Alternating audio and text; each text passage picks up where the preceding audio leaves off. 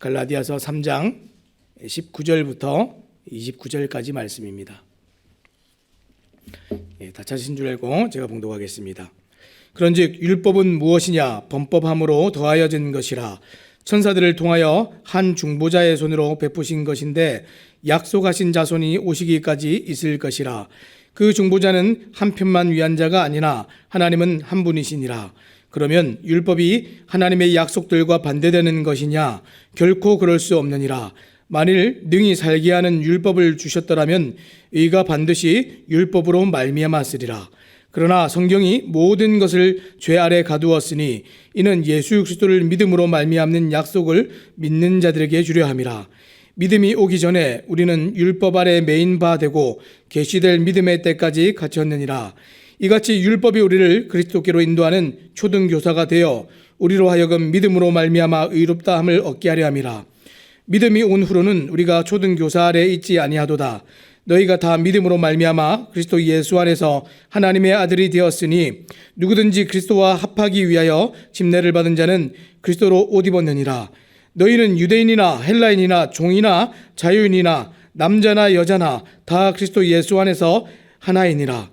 너희가 그리스도의 것이면 곧 아브라함의 자손이요 약속대로 유업을 이을 자니라. 아멘.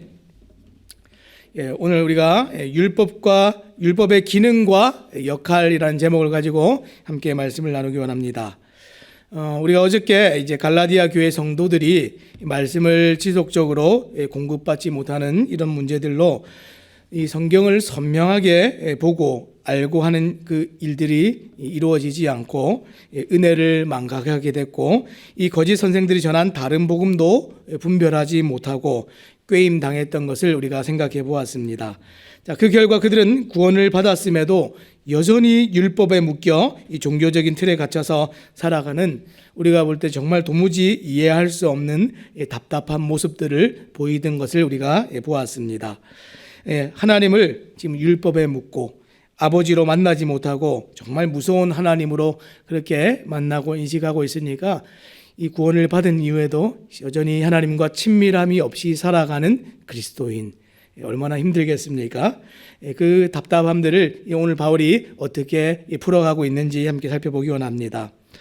사실 지금 이것이 지금 우리가 보고 있는 이 서신을 지금 써야 됐던 지금 이유이고 지금 배경이 되겠죠. 이 율법 때문에 자유하지 못하는 이 성도들의 모습 때문에 이 바울이 지금 오늘 이 갈라디아서를 쓰게 되고 있는 것입니다. 왜 그러냐면 특별히 바울도 스스로가 주님을 만나기 전에 이 유대교의 율법에 묶여서 주님을 제대로 이해하고 만나지 못했던 인생을 그렇게 살아봤던 사람이기 때문에 아마 이 답답함이 더하지 않았을까 싶습니다. 자, 어쨌든 성경은 처음부터 율법이 아니라 언약을 통한 그리스도의 복음을 설명하고 있습니다. 믿음을 통하여 의롭게 되는 구원의 방식을 지금 말하고 있고, 모든 시대를 관통하면서도 단 한 번도 이 구원의 방식들을 하나님께서 바꾸신 적이 없다. 분명하게 그렇게 얘기를 하고 있습니다. 그러면 율법은 무엇입니까? 율법도 지금 하나님께서 주셨는데 그럼 율법은 그럼 나쁜 겁니까? 아니죠. 하나님께서 우리에게 허락하고 주신 것 중에 나쁜 게 아무것도 없습니다. 율법이 하나님의 구원의 약속인 언약을 지금 대신할 수 없다고 했지 나쁘다고 말하지 않았습니다. 단지 율법의 역할이 우리를 의롭게 하는 것이 아닐 뿐이지 하나님께서 율법을 주신 목적이 처음부터 구원의 방편이나 구원의 길이 아닐 뿐이지 이것이 나쁜 것은 절대로 아닙니다. 그러면 하나님께서는 이미 언약을 주셨는데, 이 구원의 약속들을 주셨는데 그럼 율법은 왜 주셨습니까? 율법을 주셔야 될 이유와 목적이 분명히 있기 때문에 주셨겠죠. 하나님 괜히 이제 아무 쓸모도 없는 것들을 주시지 않았습니다. 그래서 오늘은 율법의 기능과 역할이라는 제목을 가지고 하나님께서 율법을 왜 주셨는지, 그리고 율법이 왜 언약을 대신할 수 없는지 이 앞에서 우리가 나누었던 것들을 종합해서 구체적으로 함께 살펴보겠습니다. 자, 먼저 19절입니다. 자, 19절 한 절에 지금 보니까 오늘 율법의 기능과 역할 전체 우리가 좀 다 다룰 내용이 이 한 절에 다 담겨 있습니다. 자, 19절 말씀 제가 읽겠습니다. 그런즉 율법은 무엇이냐? 범법함으로 더하여진 것이라. 천사들을 통하여 한 중보자의 손으로 베푸신 것인데 약속하신 자손이 오시기까지 있을 것이라. 아멘. 자, 지금 이 19절 한 절에 보니까 이 율법의 모든 기능과 이 율법이 주신 이유와 목적이 다 함께 담겨 있습니다. 크게는 제가 이걸 세 가지로 좀 나누어서 함께 좀 살펴보기 원합니다. 첫 번째는 사람의 죄 때문에 역사 속에 하나님께서 첨가시켜 주신 것이다, 이런 내용들이 나오고요. 두 번째는 한 중보자의 손을 통해 주어진 것이다, 이렇게 얘기했고, 마지막으로는 약속의 씨가 올 때까지 한시적으로 주어진 것이 율법이다. 크게는 이렇게 세 가지로 나누어서 설명을 이렇게 했습니다. 그래서 이 19절 이후로 이제 마지막 이제 29절까지 나오는 내용은 이 19절에서 이 언급했던 내용들을 다 이제 구체적으로 부연해서 설명하는 내용인데, 이 설명들을 우리가 지금 19절에서 언급한 그 순서대로 제가 함께 좀 따라가면서 살펴보도록 하겠습니다. 첫 번째 뭐라고 얘기했습니까? 율법은 무엇이냐? 범법함으로 더하여진 것이라, 이렇게 얘기를 했습니다. 이 범법함으로 더하여진 것이다라는 것을 설명하는 것이 지금 21절과 22절입니다. 제가 한번 읽겠습니다. 자, 그러면 율법이 하나님의 약속들과 반대되는 것이냐? 결코 그럴 수 없느니라. 만일 능히 살게 하는 율법을 주셨더라면 의가 반드시 율법으로 말미암았으리라. 그러나 성경이 모든 것을 죄 아래 가두었으니 이는 예수 그리스도를 믿음으로 말미암는 약속을 믿는 자들에게 주려 함이라.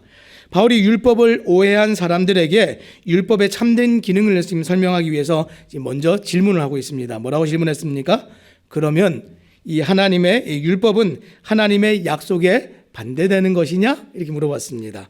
바울이 이 질문을 하는 이유가 무엇입니까? 지금 조금 전까지 계속해서 바울이 이 아브라함의 언약 안에 있는 이 약속과 복과 기업을 받는 일에 율법이 직접적인 영향을 끼치지 못하고 정말 주지 못한다라는 것을 얘기하고 나니까 이 사람들 마음속에 의구심이 들지 않겠습니까? 그럼 율법은 뭐야? 율법 왜 주신 거지? 이런 생각이 이제 사람들 안에 있는 것을 스스로 감지하고 이 질문을 스스로 지금 던지고 있는 것이죠. 율법은 하나님의 약속과 반대되는 것이냐? 아니다, 이렇게 얘기하고 싶은 것이죠.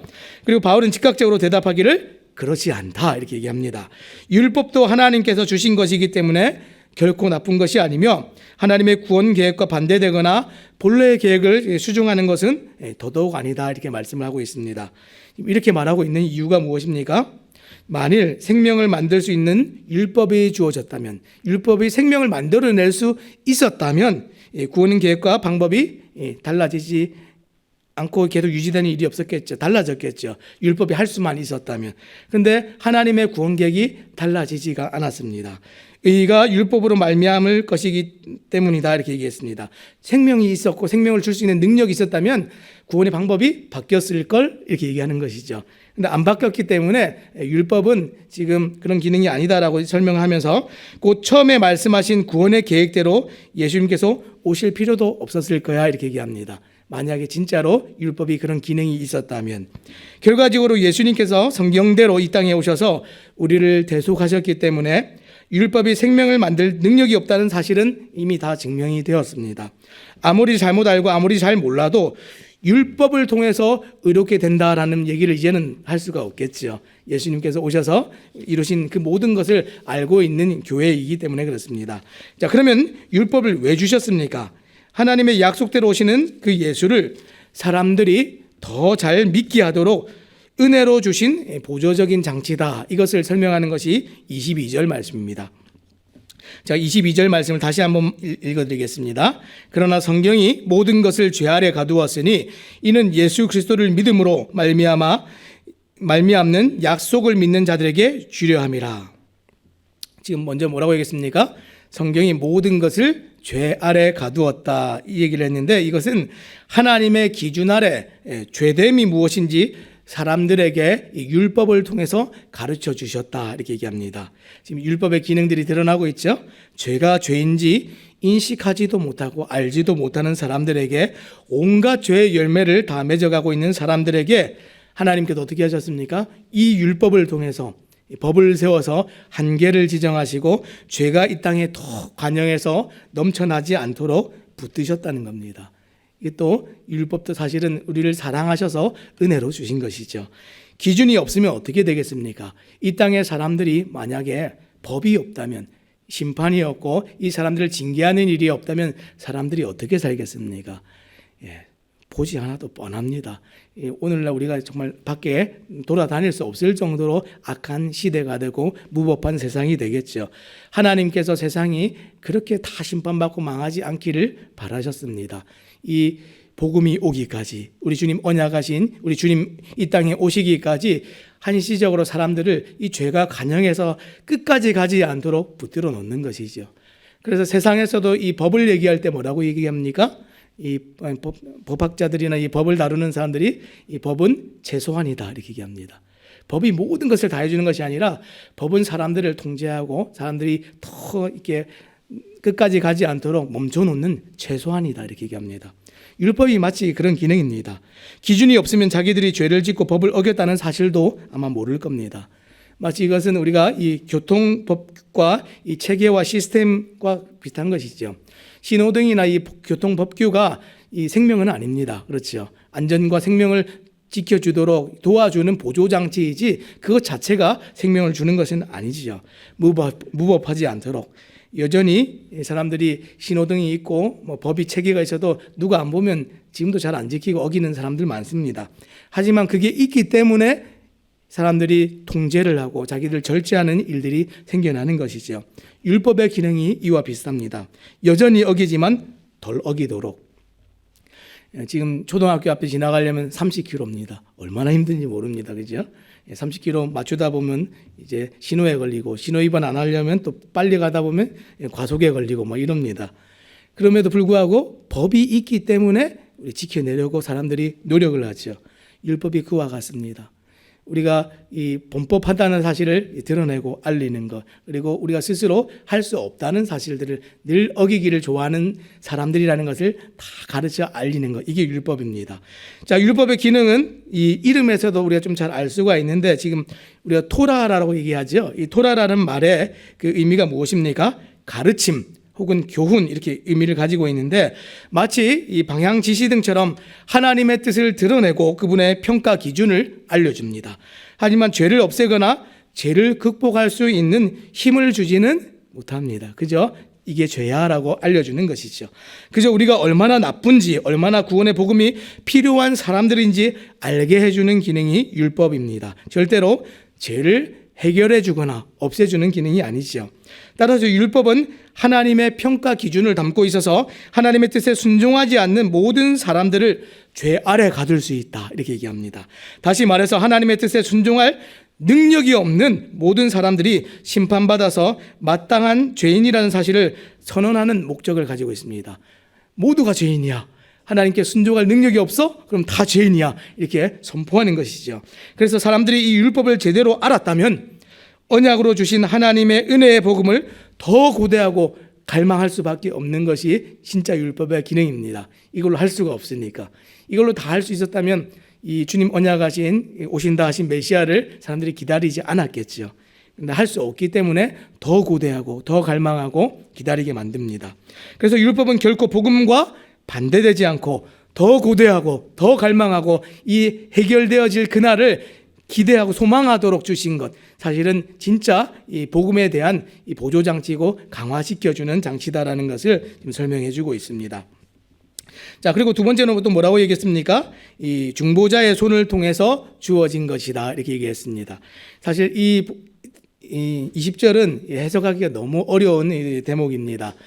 우리가 이제 보통 난해구절이라고 하는데, 이 성경학자들도 이것을 풀어내는데 뭐 200가지, 300가지 견해들이 있습니다. 근데 이제 문맥상 우리가 볼 때 이것이 무엇을 얘기하는지 한번 살펴보겠습니다. 쉽게 말하면 하나님과 사람들이 계약을 맺는 언약을 체결하는데, 이 하나님은 한 분이시지만 언약을 체결하는 사람들은 지금 다수의 대표성을 가진 한 중보자가 여러 사람들을 위해서 이 일을 지금 하게 된다, 이렇게 얘기했습니다. 이게 무슨 얘기입니까? 간접적으로 일어나는 일이다. 율법이 수여될 때는 간접적으로 일어났다, 이렇게 얘기합니다. 근데 언약이 수여될 때는 어떻게 됐습니까?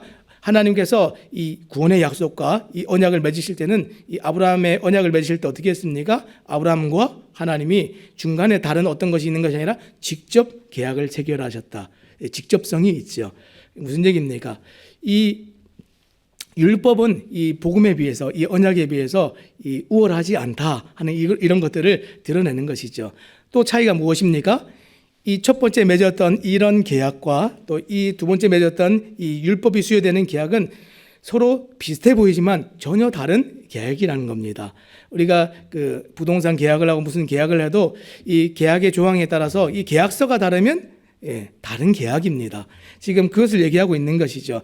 이것이 똑같아서 똑같이 구원을 이루고 복음을 통해서 구원을 이루고 우리의 생명을 해결하고 죄를 해결하는 그런 기능을 똑같이 가지고 있다. 이렇게 인식을 해서는 안 된다는 것을 이해하기 위해서 나누어 설명하는 것이죠. 그래서 이 해석의 열쇠는 이 모세의 율법과 옛 언약의 관계에서 좀 찾아볼 수가 있습니다. 율법은 하나님의 뜻을 드러내는 것이기 때문에 언약의 관계를 유지할 뿐만이 아니라 언약을 체결하는 그 과정에서도 지금 이런 차이들이 드러난다 그랬습니다.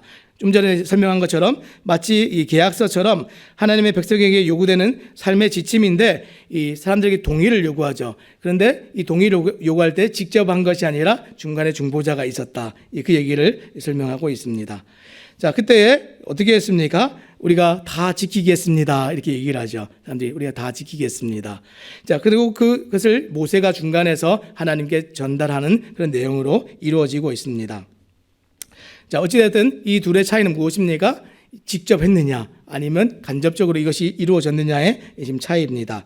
자, 지금 모세가 하나님을 대신해서 율법의 말씀을 백성들에게 전했죠. 자, 중개자의 손을 통해서 했다는 말은 이제 이런 표현들이었습니다. 자, 그런데 바울은 율법과 관련해서 또 다른 간접성을 또 얘기하는데 모세가 율법을 받는 과정에서도 지금 천사들이 중개자 역할을 했다 이렇게 얘기를 했습니다. 그 중간에 보니까 지금 하나님과 아브라함 언약을 맺을 때는 구원의 약속을 주실 때는 이렇게 했었는데 하나님과 중간에 또 천사도 있고 모세도 있고 이스라엘 백성도 있습니다. 이 성경에서 구체적으로 얘기를 하고 있지 않기 때문에 이 천사가 어떤 식으로 관여가 돼서 이 일이 이루어졌는지는 다 알 수는 없습니다. 근데 이 사도행전이나 히브리서 말씀에도 이런 언급들이 있기는 하지만 어쨌든 이것이 간접적으로 이루어졌다는 사실을 지금 얘기를 해주고 있습니다. 율법이 수여될 때에는. 자, 어쨌든 중개자가 하나가 아니라는 것은 모세가 하나님과 이스라엘 백성을 상대해야 됐다는 얘기를 의미하고 있습니다. 결국 율법은 아브라함의 언약에 영향을 미칠 수 없을 뿐만 아니라 언약의 성취의 통로도 아니라는 그 얘기를 정말 하고 싶은 것이죠. 처음에 그 하나님께서 주셨던 구원의 복음과 언약과 이 약속에 이 나중에 주셨던 율법이 전혀 다른 것이기 때문에 어떠한 영향도 끼칠 수 없다 하는 것을 지금 얘기하고 있습니다. 자, 그리고 마지막으로 또 뭐라고 얘기했습니까? 이 약속의 시가 올 때까지 이렇게 얘기했습니다.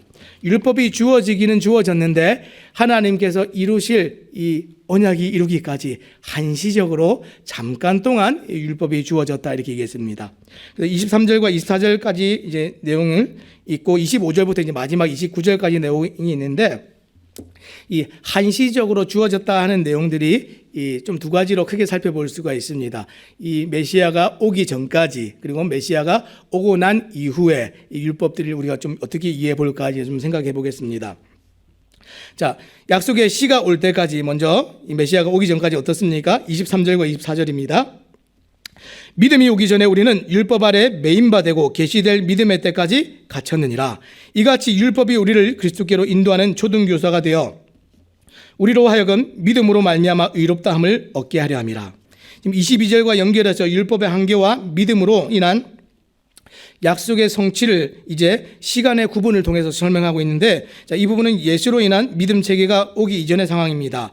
자, 바울은 이 시기 율법의 기능을 지금 두 가지로 지금 설명하고 있는데, 이 믿음이 오기까지, 우리 주님 오시기까지 이 첫 번째 기능은 통제와 다스림이고, 둘째는 이 가르침과 인도입니다. 첫 번째 통제와 다스림이 어떤 것입니까?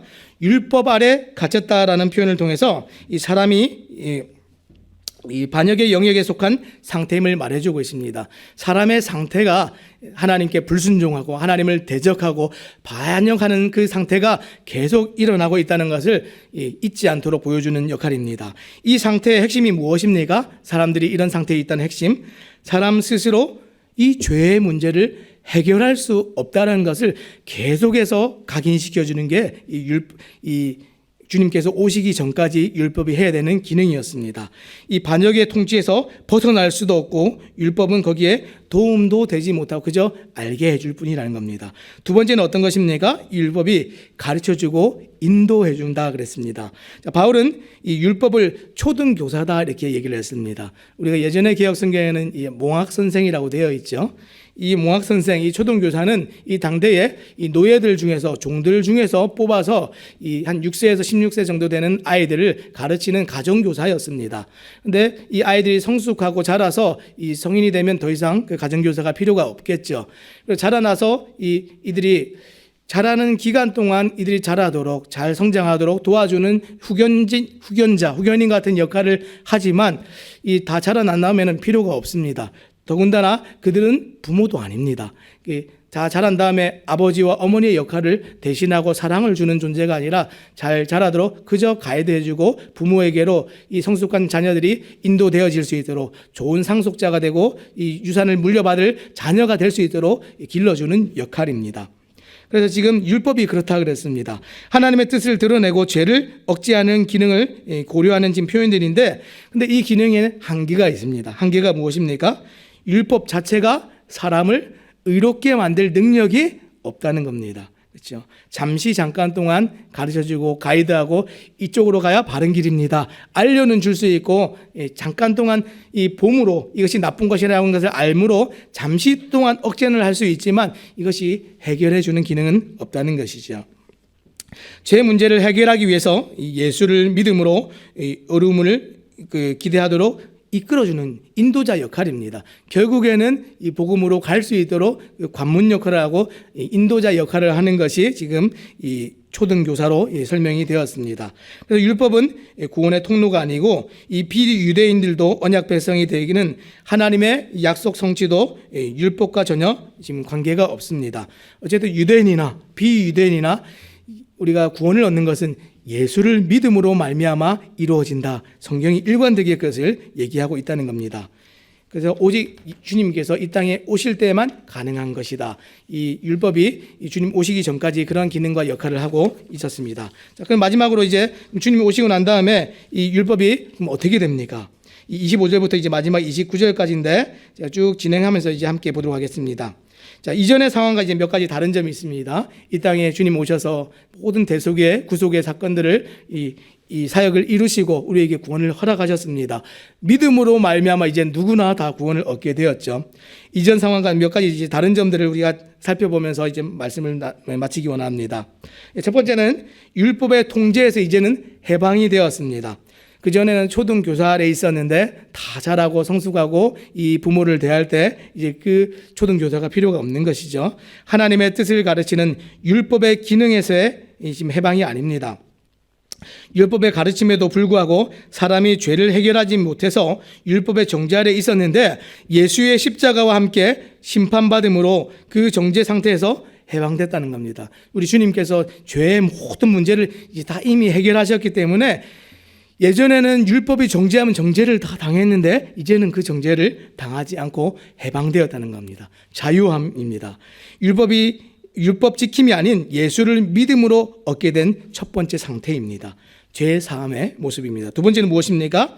26절 말씀에 보면 너희가 다 믿음으로 말미암아 그리스도 예수 안에서 하나님의 아들 되었다. 자녀가 되었다 이렇게 얘기합니다. 두 번째는 하나님의 자녀가 되는 것인데 어둠의 영역에서 빛의 영역으로 옮겨와서 지금 새 언약 안으로 들어가서 하나님과 친밀함과 관계가 이제 이루어지고 맺어졌다 하는 것을 얘기합니다. 이게 지금 이전과 달라진 상태이죠. 세 번째는 어떤 것입니까? 지금 이 27절부터 이제 28절까지 나오는 내용인데 누구의 소유가 되었느냐, 어디에 속하게 되었느냐 하는 문제입니다. 이 십자가와 부활의 예수를 믿음으로 얻게 된 것은 무엇입니까? 이것은 우리가 그분의 소유되었고 우리가 그분 안에서 살아간다는 겁니다. 정말 재미있는 것은 바울이 이 상태를 설명할 때에 이 침례와 연결지어서 이것을 지금 설명하고 있습니다. 지금 어떻게 합니까? 지금 우리가 메시아 안으로 우리 예수 그리스도 안으로 들어가는데 그걸 침례로 지금 설명을 하고 있습니다. 마치 이 물속에 몸을 담그고 이 주님이라는 이 메시아라는 물 안으로 우리가 이 성도들이 들어가면 이 물 속에서 다 둘러싸이게 되죠. 이것을 마치 옷을 입는 것처럼 이렇게 묘사를 했습니다. 그럼 바깥에서 보면 뭐가 보이겠습니까? 우리가 그 속에 몸이 들어가 있으면 옷이 보이겠죠. 근데 정말 재미있는 게 그 속에 들어갔더니 뭐가 있습니까? 물 속에 딱 들어갔더니 나만 있는 줄 알았는데 여러 형제들이 있고 여러 자매들이 있습니다. 유대인이나 헬라인이나 종이나 자유인이나 남자나 여자나 할 것 없이 구별 없이 그리스도 예수 안에서 옷 입어서 하나가 되었느니라 이렇게 얘기했습니다. 우리가 이 바깥에서 보면 이 교회를 이루는 이 그리스도의 몸을 이루는 구성이 하나밖에 안 보이죠. 밖에서 보면 그리스도의 몸인데 안에는 여러 지체들이 함께 구성해서 이 몸을 이루고 있는 연합이 있다 그랬습니다. 이전에 죄로 살 때는 어땠습니까? 율법 아래 살 때는 다 따로 놀고 자기 생각대로 자기 주장대로 살아가던 사람들이 이제는 연합을 할 수 있게 되었다 그랬습니다. 어떻게 해요? 그리스도 예수 안에서. 이게 이 율법의 통제 아래서 벗어난 사람들의 또 상태입니다. 그리고 마지막으로 뭐라고 얘기했습니까? 마지막으로 네 번째는 이 아브라함의 자손, 곧 약속대로 유업을 이을 자가 되었다. 아까 자녀가 됐다 이렇게 설명을 했었는데 이 자녀는 상속자입니다. 이전에는 하나님과 아무런 상관이 없던 자들이 이 상속자가 되었다는 얘기는 이제 하나님의 자녀가 되고 하나님과 이 친밀한 관계들이 회복된 자로 살아간다 이렇게 얘기를 했습니다. 사실은 구원의 핵심은 여기에 있죠. 하나님께서 하나님을 떠난 이 아들들을 딸들을 다시 돌이켜서 다시 자녀 되게 하고 상속자 되게 해서 하나님과의 이 친밀한 관계들이 누려지도록 하는 것, 이것이 하나님의 이 구원 계획의 핵심입니다. 사랑하는 여러분, 하나님께서 오늘 이 율법을 통해서 우리에게 보여주시고 싶은 것이 어떤 것입니까?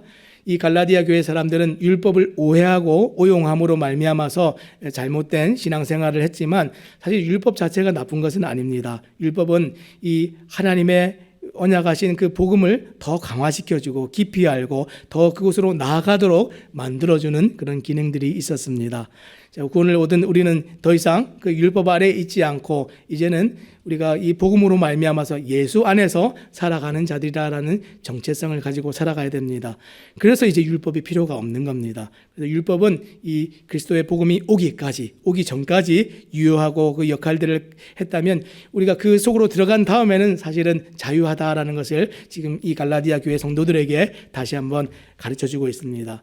그래서 이전까지의 율법의 기능과 이 좋은 것들과 그리고 이제는 왜 필요가 없는지, 필요가 없다고 해서 나쁜 것이 아니라 하나님께서 이 모든 시대를 통하여서 우리 각 사람들을 섭리하셔서 하나님께로 인도하시기 위해서 하나님께서 얼마나 많은 계획들을 세우셨는지 우리에게 다 그렇게 펼쳐서 보여주었습니다. 오늘도 마찬가지로 하나님께서는 사람들을 찾으십니다. 하나님께서 이 구원으로 나올 수 있는 모든 환경과 상황과 여건을 조성하셔서 우리를 부르십니다. 이 사실을 우리가 기억하시고 오늘 우리를 통해서 이 유대인들을 통해서 모든 민족을 하나님께로 이끄셨던 것처럼 오늘 나를 통해서 보여주는 이 예수를 통해서 사람들이 또 지금도 구원으로 나아오도록 우리를 사용하시고 이 교회를 사용하시도록 함께 우리가 생각하고 기도해 주시기를 바랍니다. 기도하겠습니다.